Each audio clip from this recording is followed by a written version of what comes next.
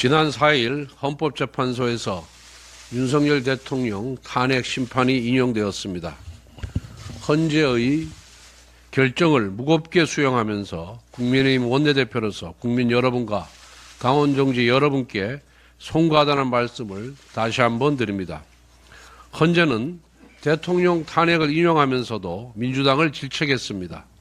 판결문에서 국회는 소수 의견을 존중하고 정부와의 관계에서 관용과 자제, 대화와 타협을 노력했어야 한다라고 명시하고 있습니다.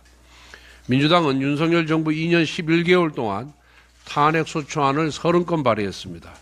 그것도 모자라 대통령 권한대행까지 탄핵했고 대행의 대행에 대한 탄핵소추안도 발의했습니다.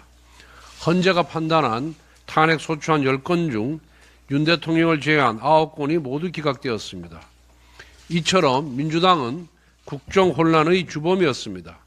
대통령은 법적으로 심판받았지만 민주당은 자신이 초래한 국정혼란에 대해서 그 어떠한 책임도 지지 않았습니다. 따라서 다가오는 조기 대선은 바로 이재명과 민주당을 심판하는 선거가 되어야 합니다. 이재명 세력을 막아내는 것이 국가 정상화의 시발점입니다.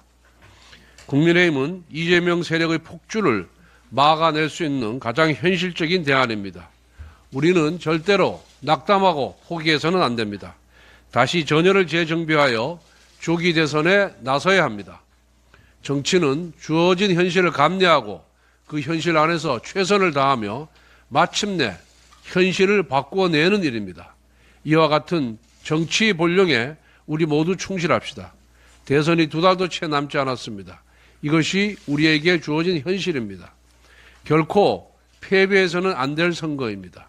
이 나라를 어디로 끌고 갈지 모를 위험하고 불안한 이재명 세력에게 대한민국의 운명을 맡길 수는 없습니다. 승리를 위해서 가장 중요한 것이 당의 화합과 단결입니다. 계엄 이후 넉 달 동안 당내에 여러 이견과 갈등이 있었습니다. 아직도 그 상흔이 남아 있습니다. 그러나 이제 탄핵의 시간은 지나갔습니다. 되돌릴 수 없는 지나간 역사가 되어버렸습니다. 우리는 과거에 발목이 잡혀서는 안 됩니다. 저 역시 원내대표직을 맡은 이후 당내에서 이런저런 비판을 받기도 했습니다. 개인적으로 섭섭한 부분도 있지만 이 시간 이후 전부 있겠습니다. 앞으로 당내에서는 탄핵 과정에서 서로의 입장과 행보를 놓고 배신, 그거와 같은 과도한 비난을 자제해 주실 것을 진심으로 당부드립니다.